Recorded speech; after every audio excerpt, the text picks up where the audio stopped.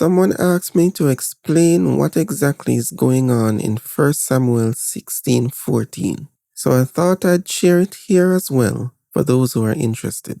So this scripture starts with David being anointed as king when he was a child, because Saul had disobeyed God and thus had been rejected from being king of Israel.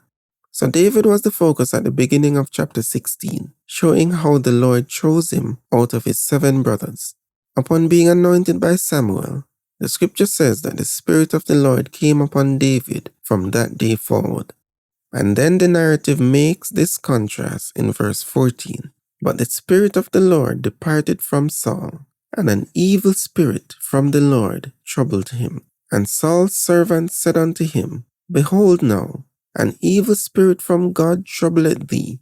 Let your Lord now command thy servants, which are before thee, to seek out a man who is a cunning player on a harp. And it shall come to pass, when the evil spirit from God is upon thee, that he shall play with his hand, and thou shalt be well. So here's the question. Why is an evil spirit coming from the Lord? To answer this, we have to first unlearn what we know about the word evil when it is used in the Bible. The scripture says in Isaiah 45 verse 7, I form the light and create darkness. This is God speaking. I make peace and create evil. I, the Lord, do all these things. In this text, the word evil is contrasted with the word peace, and this gives us a hint of what it actually means. You see, normally, when we quote this scripture, we'd say that God made good and he also made evil, as in moral evil. But this isn't talking about moral evil. It is not an ontological statement of the heart of man. God didn't make mankind or any other being with wickedness in their heart. I'm going to explain what I mean by using Deuteronomy 30, because it uses the word good and evil in a way that's more straightforward than what we're used to. It starts by saying, The word is very nigh unto thee in thy mouth and in thy heart, that thou mayest do it. See, I have set before thee this day life and good, and death and evil, in that I command thee this day to love the Lord thy God, to walk in his ways, and to keep his commandments, and his statutes, and his judgments, that thou mayest live and multiply, and the Lord thy God shall bless thee in the land whither thou goest to possess it. So Moses, he was the one that was talking, said that life or death is set before you. But in a more poetic statement, each word was repeated with a corresponding positive and negative. Life, good, death, evil. The goodness is mentioned in the preceding verse. If you love the Lord thy God, to walk in his ways, you will live and multiply, and the Lord your God shall bless you in the land wherever you go to possess it.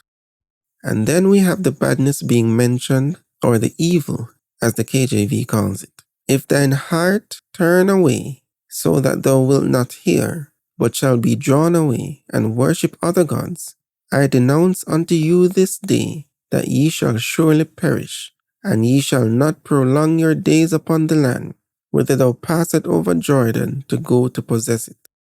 So the good is referring to good consequences, while the bad talks about bad consequences that will happen to you if you obey or not obey the Lord. This is reiterated in the closing statement in verse 19.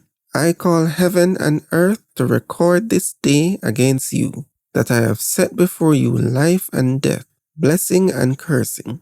Therefore choose life, that both you and thy seed may live. Remember, initially, what was set before them in verse 15 was life and good, and death and evil. Verse 19 is a repetition of what was said, but now it says life and blessing, and death and cursing.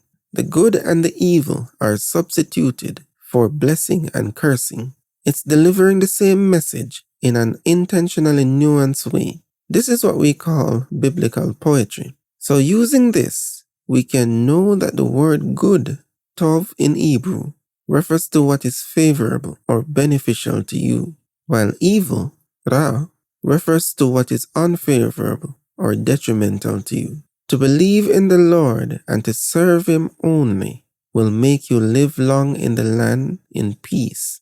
This is good. But to forsake the Lord and follow other gods will cause you to be removed from the land, and that is evil or bad.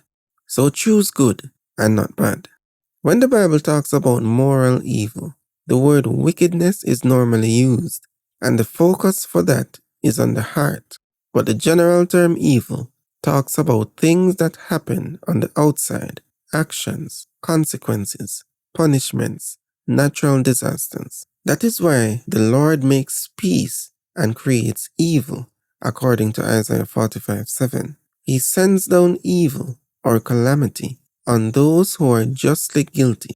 He makes good for those who walk in righteousness, but goodness in blessing and badness in punishments come from the Lord.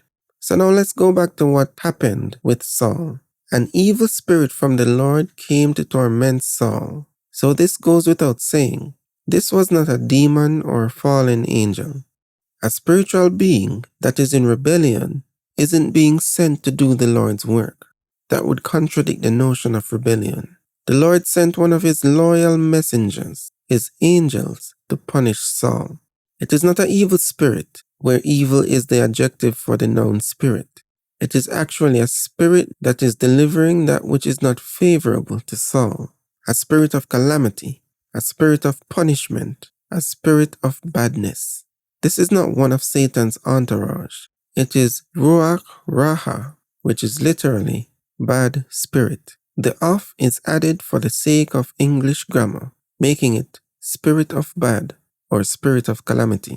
It's similar to how the term is used in Proverbs 24 verse 1. That scripture says, "Be not thou envious against evil men, neither desire to be with them." The phrasing actually says, Anshi Ra'a, which should be translated as men who do evil to others, and not evil men, which would be Anshim Ra'im. The construction of the word in 1 Samuel shows us that the writer talks about the duty of the spirit and not its nature. Saul has done wrong multiple times, and with his unrepentant heart, the Lord sent an angel to punish him. I hope this explanation was clear to you. Please let me know if this made sense. And if you have any more questions like these, feel free to contact me. Let's tackle the Bible one verse at a time. Let's move beyond drinking milk.